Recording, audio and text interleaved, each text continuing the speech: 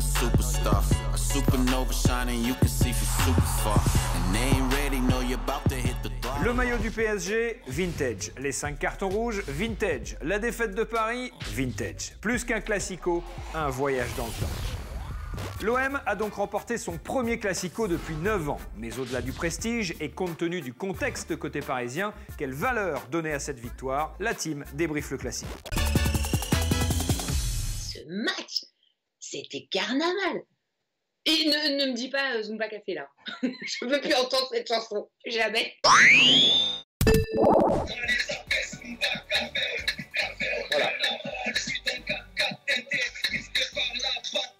Voilà, c'est cadeau.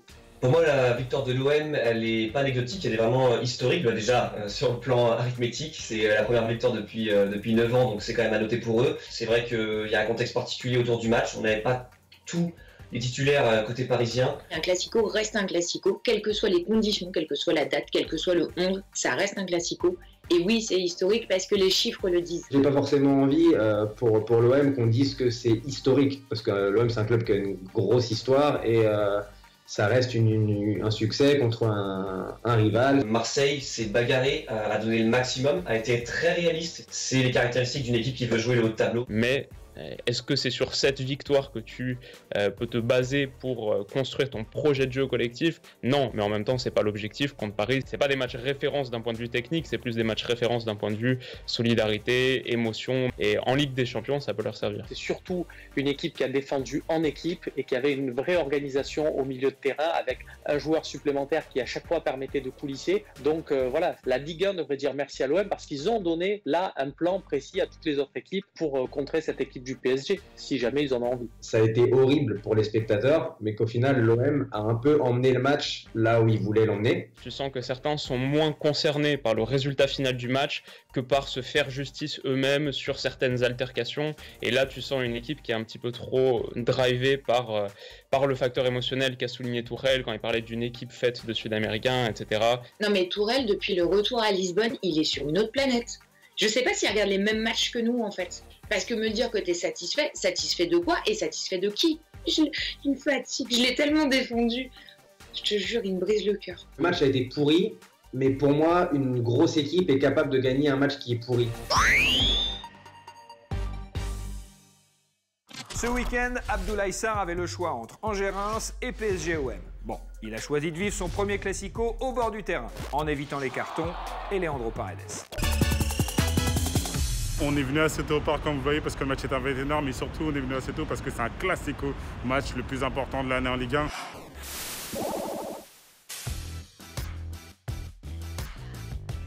On le voit, il est juste ici, le Parc des Princes, l'antre qui va accueillir le classico ce soir. Oh là, est-ce que vous entendez là?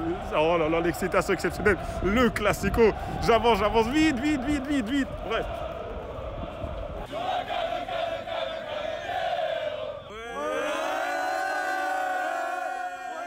Marseille n'a pas gagné depuis 10 ans au Parc. Eh ben, ça va faire 11 ans. Brian, t'habites à Paris. Oui. Et t'es pour Marseille. Oui. Est-ce que tu penses qu'aujourd'hui, Marseille va battre au Paris? 1-0. Mais de qui? Je dirais Tova. Thauvin, ok.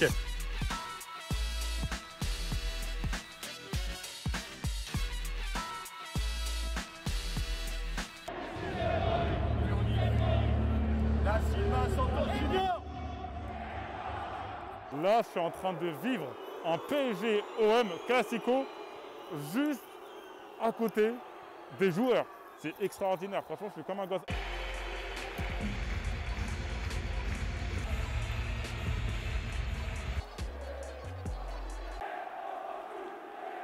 Pas besoin de vous traduire, hein. Payet, voilà.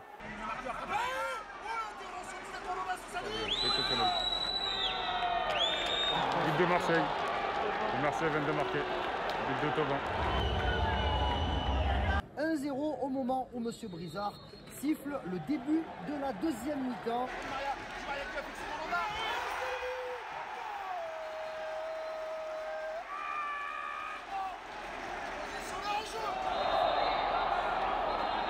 Oh là là, Leandro qui a poussé Benedetto, ça va partir en bagarre, c'est exceptionnel. Ce qui se passe incroyable, tous les joueurs sont en train de courir. Ça frappe sur le terrain, mais c'est pas possible. Et oui, Jordan Amavi qui devient fou. Il a pris un coup de la part de Levin Kurzawa. Est-ce que M.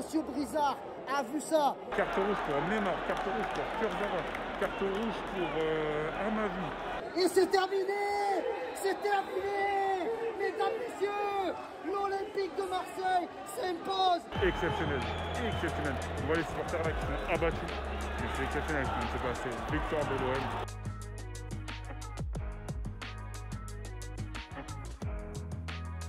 Est-ce que vous n'avez pas l'impression d'avoir perdu cette bataille mentale? Non, c'était pas une bataille mentale, on n'a pas perdu ça. Tout le monde a vu qui a perdu le contrôle de ce match-là. Vous imaginez ce qui se passe à Marseille actuellement ou pas? C'est un moment historique. Profiter avec leur famille et un peu de joie pour eux aussi. Bon, c'est fini au Parc des Princes. Victoire de l'Olympique de Marseille, 1-0 face au PSG.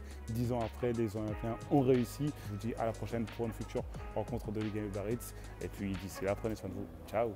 Dimanche, les Marseillais sont montés à Paris pour braquer le Classico. Inutile de dire qu'ils ont aussi braqué les réseaux sociaux. La preuve dans le Social FC.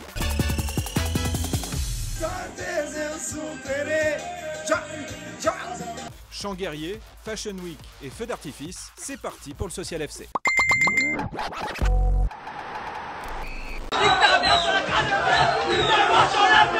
10 ans après, les Marseillais se sont de nouveau imposés au parc. Un petit message pour les Parisiens, Pipa Pokora?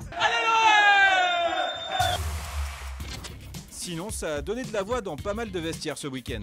C'est qui les Rouges qui ont gagné contre Metz? Et c'est qui les Verts qui ont gagné contre Strasbourg?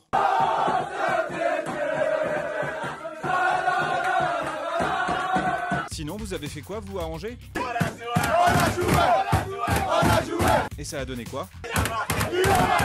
À Montpellier, ça sent bon la prime de match, après le succès contre Nice. Tiens, l'arbitre Jérôme Brizard n'est toujours pas redescendu après le Classico. À part ça, la Fashion Week s'est installée à Nîmes ce week-end pour Romain Philippotto et Pablo Martinez. Mon jumeau, habillé pareil. Voilà. Merci, au revoir. Pour leurs coéquipiers, ça ressemble plutôt à un fashion faux pas. C'est des ouf, ils sont habillés pareil. Ah, il y a le short aussi, les gars. Ah, c'est des fous. Autre délocalisation, celle du casting de la nouvelle star qui a eu lieu à Brest. Pour Christophe Herrel, tapez 1. Chanter une souris verte. Non. Pour Steve Mounier, tapez 2. On passe le temps. Ouais. À faire des plans pour le lendemain. Et pendant ce temps-là, à Marseille, on n'est toujours pas redescendu.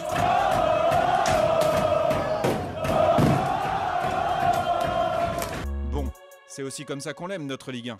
Cette troisième journée de Ligue 1, c'est aussi Guirassy, la bonne pioche, la recrue du Stade Rennais, auteur d'un doublé pour sa première titularisation avec son nouveau club, leader du championnat. C'est Costil, la muraille, 0 but encaissé depuis le début de saison par le gardien bordelais. C'est Jobard, le maudit, qui n'est pas un personnage des visiteurs, mais bien le malheureux coach de Dijon, premier entraîneur dans l'histoire de la Ligue 1, a démarré 2 saisons consécutives par 3 défaites de suite. Et c'est enfin Hilton le Papy, le défenseur montpelliérain, qui a fêté dimanche son 43e anniversaire et qui visiblement cotise encore pour sa retraite. Après avoir battu le PSG jeudi soir, les Lensois se sont imposés à Lorient dimanche en claquant 3 buts au passage. Autant dire qu'en ce moment, Yannick Cahuzac et les 100 et or vivent leur meilleure vie. Alors Yannick, bien ou quoi? Bien.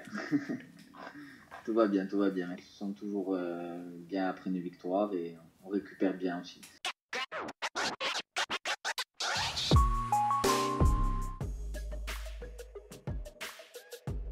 On a fait un match très abouti, on a vraiment maîtrisé notre sujet. Et au-delà du résultat, c'est vraiment le contenu qui nous donne beaucoup de confiance pour la suite. Pour nous, elles sont toutes importantes, vu notre objectif qui est le maintien. Chaque victoire pèsera son pesant d'or. Non, on avait l'entraînement ce matin, il fallait être d'attaque pour repartir dès ce matin. Bon, pas un grand match, pas un mauvais match, un match normal. Je me mettrais 5. Oh, je le regarde dans ma chambre avec ma femme, enfin je sais pas si ma femme le regardait. C'est un bon résultat pour l'OM, mais c'est vrai que pour Paris ça commence à être un peu difficile, surtout avec autant d'expulsions. Mais bon, chacun ses problèmes.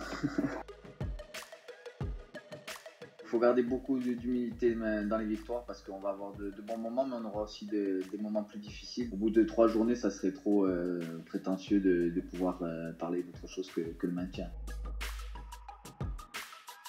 On reçoit Bordeaux à la maison et j'espère qu'on l'emportera. Espérer la grande stadion. Le but frisson du week-end est signé Irvine Cardona pour Brest. Une sorte de kung-fu en mode Zlatan. Clac clac. Détente de fou, le mec plane à 3 mètres du sol. Un bijou absolu. Irvine Cardona. Si vous ne l'avez pas vu, il est sur l'appli Free Ligue 1 Uber Eats. C'est mieux que YouTube, c'est presque mieux que YouPorn. Ça s'appelle YouFoot et ça revient vendredi.